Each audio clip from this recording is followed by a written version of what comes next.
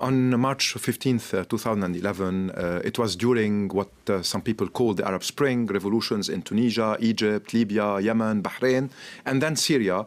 It was surprising for many observers to see Syrians in the streets calling for the end of the dictatorship and for the end of the Assad authoritarian regime that has been in place since 1970, when the father, Hafez al-Assad, took power in Syria through a military coup and then gave power to his son in 2000. So it was the beginning of a peaceful revolution, of a peaceful uprising that unfortunately, due to the barbaric repression, turned into a war, into a conflict, and as you said in the introduction, into interventions. And Syria today is a fragmented territory with many foreign occupations and different factions fighting for power.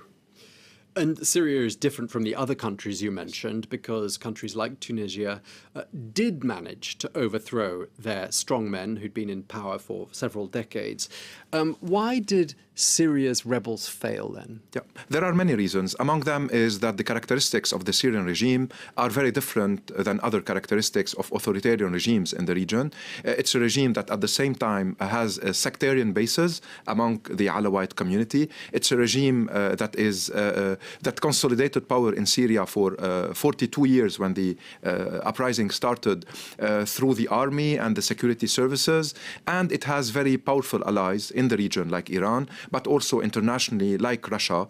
And the fact that Russia and Iran mobilized their capacities and intervened directly in the conflict made it extremely difficult for the rebels to overthrow the regime, in addition to the fact that the international community did not react to the Syrian disaster, if you want to call it like that.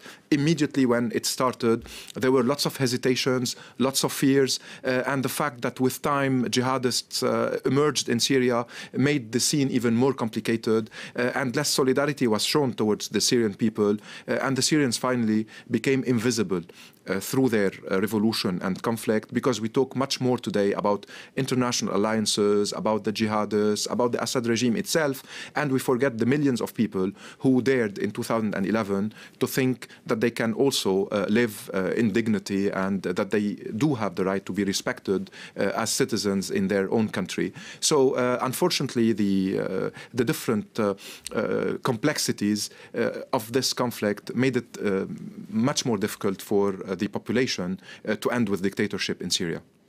Okay, and ironically, elections were supposed to be being held in Syria were it not for the COVID-19 virus spread. Those, of course, are elections only in name. Let's talk about President Bashar al-Assad for this final question. I mean, does he emerge from this 9 years of warfare a stronger leader, or is he more vulnerable given the hardship that his people have gone through? Yeah, definitely he's more vulnerable, even if he succeeded in maintaining himself in Damascus, in the presidential palace, due to the Russian and the Iranian interventions and due to the inaction of the international community. But at the same time, he only controls 65% of the territory, and that control is mainly due to the Russian direct presence and to the Iranian direct presence, meaning that he's also hostage of the Iranian and Russian political initiatives and dynamics and priorities. Plus, he lost what his father built, which is a system of symbolic violence in which you don't always need to bomb people in order to bring what the father used to call discipline. Now, without bombing the Syrian population, without putting the opponents in jail, without exterminating some categories of the populations in some areas, Assad cannot stay in power.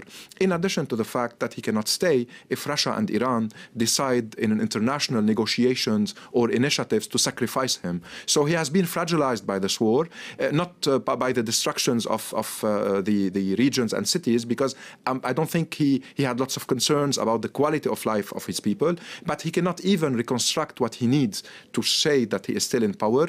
His main authority remains, however, in the huge jail system, prison system, where the torture and where the abuses of human rights are daily, and lots of reports show that war crimes and crimes against humanity through bombing, but also through torture, are being committed, and that will make normalization with his regime extremely difficult in the future. So he will remain probably isolated and under the mercy of Vladimir Putin and of the Iranian leadership.